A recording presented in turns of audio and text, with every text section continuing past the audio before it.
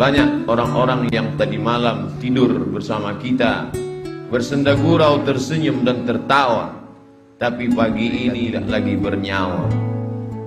Banyak yang ingin minta panjang umur, Allahumma tawwil umrana, panjangkan umur kami. Takdir berkata lain, idza jaa ajaluhum, kalau ajal sampai, la yastakhiruna sa'atan, walau sesaat, wala yastaqdimun, tidak pula dapat dimajukan walaupun sesaat. Sebagiannya mati, tapi sebagian lagi masih hidup, bernyawa, tapi tetap tidak dapat meleleh air matanya mendengarkan suara azan masuk ke dalam ruang-ruang rumah sakit. Hayya 'alas shalah, bergetar hatinya, tapi kaki tak dapat melangkah, tangan tak dapat menghayun. Apa sebab? Karena nikmat sehat dicabut oleh Allah Subhanahu wa ta'ala. Sebagian hamba Allah ada yang berlari-lari, berkejar-kejaran di tengah jalan raya ketika kumandang azan sedang dikumandangkan. Badannya sehat, dia masih hidup dan bernyawa, tapi ada satu nikmat besar yang dicabut Allah dari dalam dirinya. Nikmat terbesar itu adalah nikmat istiqamah. Para ulama berkata, al-istiqamah khairun min alfi karamah. Satu istiqamah lebih baik daripada 1000 karamah. Karena 1000 karamah bila tidak dijaga dengan istiqamah, maka dia dapat hilang. Oleh sebab itu Nabi Muhammad SAW berkata, berpesan ketika datang seorang laki-laki berkata, "Ausini wa aujiz," beri aku pesan, tapi jangan panjang-panjang, singkat dan padat, agar aku dapat mengamalkannya. Nabi hanya berkata satu pesan, "Qul," katakan, "amantu billah tsumma istaqim," katakan aku beriman kepada Allah, setelah itu istiqamahlah. Alhamdulillah, yang hari ini ketiga nikmat itu masih ada dalam diri kita. Nikmat hidup, masih bersemayam roh di dalam jasad. Nikmat sehat, kita masih bisa meringankan langkah, menghayunkan tangan datang ke rumah Allah. Nikmat istiqamah, sampai hari ini hati masih tetap bergetar ketika nama Allah dikumandangkan. Wa idza tuliyat 'alaihim ayatuhu zadatuhum imana, ketika ayat-ayat Allah dibacakan bertambah iman mereka. Kenapa demikian? Karena masih ada modal utama, la ilaha illallah Muhammadur Rasulullah, maka amal soleh sebagai tambahannya. Imam Muslim membuat satu bab dalam kitab Sahih Muslim, al-iman yazid wa yanqus, iman bertambah dan iman bisa berkurang. Kapan iman bertambah? Berada di tempat yang paling baik, mendengarkan kata terbaik, dalam ibadah yang paling baik, tempat yang paling baik, masjid, bersama orang paling baik, orang beriman, di tempat yang paling baik, waktu terbaik, hari Jumat, dan mendengarkan kata-kata terbaik, kalam Allah dan sabda Rasulullah sallallahu alaihi wasallam. Maka saat ini iman sedang sepenuh-penuhnya berada di tempat yang tidak baik, bersama orang yang tidak baik, dalam keadaan yang tak baik, dalam perbuatan yang tidak baik, maka iman berkurang, bahkan bisa hilang sama sekali. La yazni zani hina yazni wa huwa mu'min. Orang beriman tidak akan berzina kalau ada iman dalam dirinya. Wa la yasriqus sariqu hina yasriqu wa huwa mu'min. Pencuri tidak akan mengambil harta orang kalau ada iman dalam dirinya. Wa la yazni zani wa la yashrabu syaribu hina yashrabu wa huwa mu'min. Peminum khamar, pecandu narkoba tidak akan menggunakan khamar kalau ada iman dalam dirinya. Lalu Ikrimah, murid Sayyidina Abdullah bin Abbas radhiyallahu anhu, bertanya kepada Nabi sallallahu alaihi wasallam. Ketika hadis itu disampaikan oleh Nabi, didengar oleh Abdullah bin Abbas. Ketika Abdullah bin Abbas menyampaikan hadis itu, didengar oleh Ikrimah. Ikrimah bertanya, "Ayunza'ul iman?" Ayunza'ul iman? Apakah iman bisa tercabut? Apakah iman bisa lepas dari badan? Lalu kemudian syabbaka baina asabi'ihi, Abdullah bin Abbas menjalinkan jari jemarinya. Thumma naza'ahu, kemudian dia lepaskan. Lalu dia berkata, hakadha yunza'ul iman, beginilah iman terlepas dari badan. Hina taba, ketika orang itu bertobat, ada, maka iman masuk lagi ke dalam badan.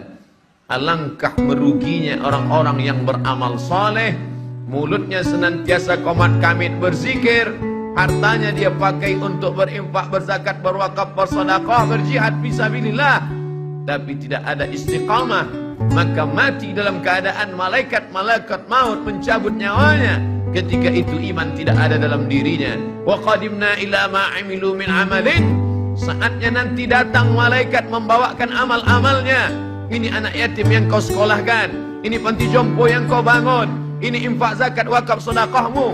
Faja'alnahu haba'an mansura, tapi kami jadikan amalnya itu seperti debu yang ditiup angin, tak bermakna di hadapan Allah.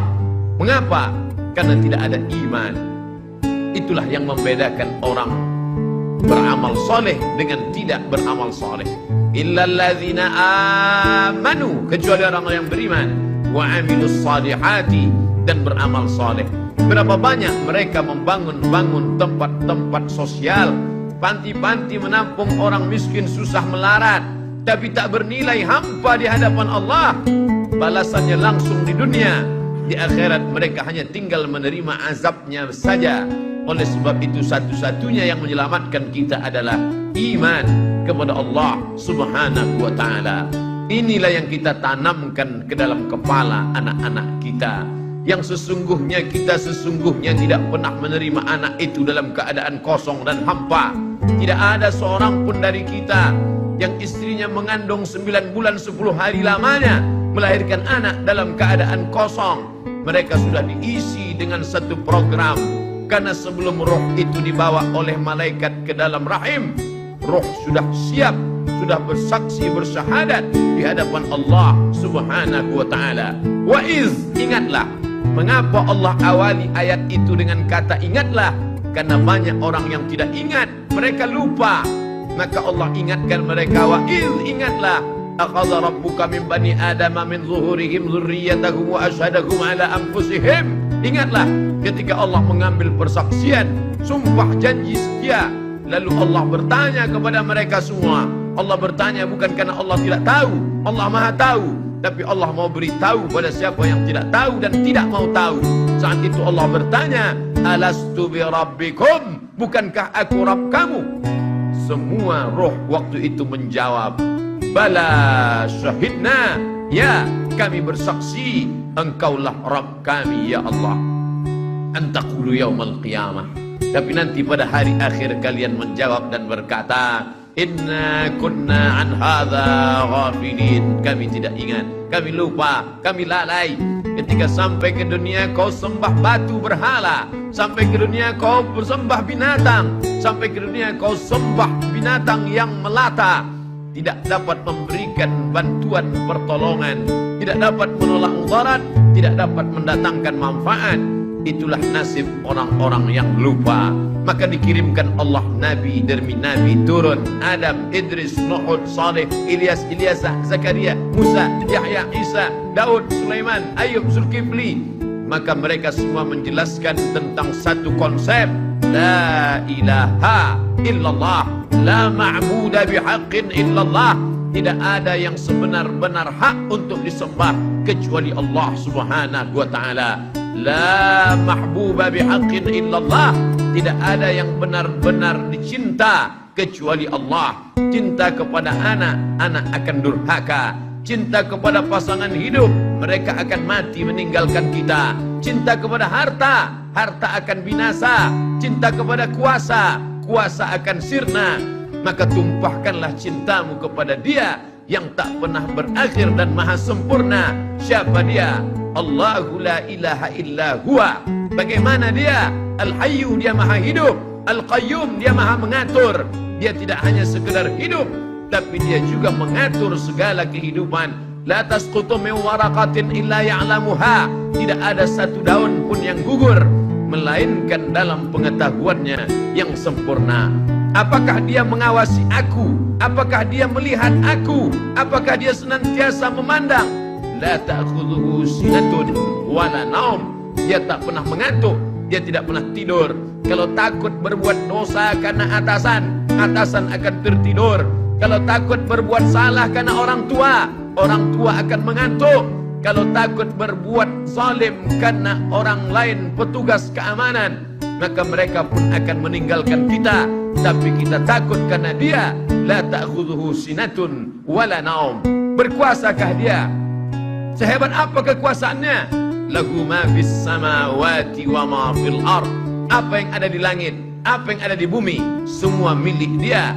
Tu'izzu man tasha, siapa yang mau kau angkat setinggi-tingginya. Wa tudhillu man tasha, siapa yang mau kau hinakan, kau rendahkan, kau jatuhkan serendah-rendahnya. Biyadikal khair, dalam genggaman kuasamu ada segala kebaikan ya Allah. Lalu kemudian siapa yang bisa memberikan pertolongan dan bantuan? Man dzalladzi yashfa'u 'indahu illa bi'idnih. Semua dengan izinnya.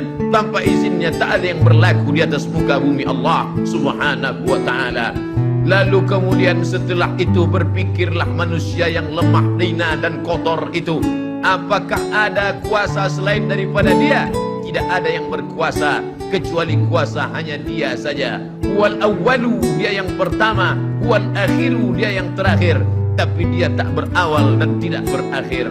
Semua yang berawal dan berakhir akan binasa. Mengapa dikatakan dia yang pertama? Sebelum ada alam semesta, dia sendirian sudah ada. Maka dia katakan huwal awwalu. Mengapa dikatakan huwal akhiru? Dia tidak pernah berakhir. Makna al-akhiru, ketika semua alam semesta binasa, bahkan malaikat mencabut nyawa itu pun juga akan mati, maka tinggallah dia sendirian.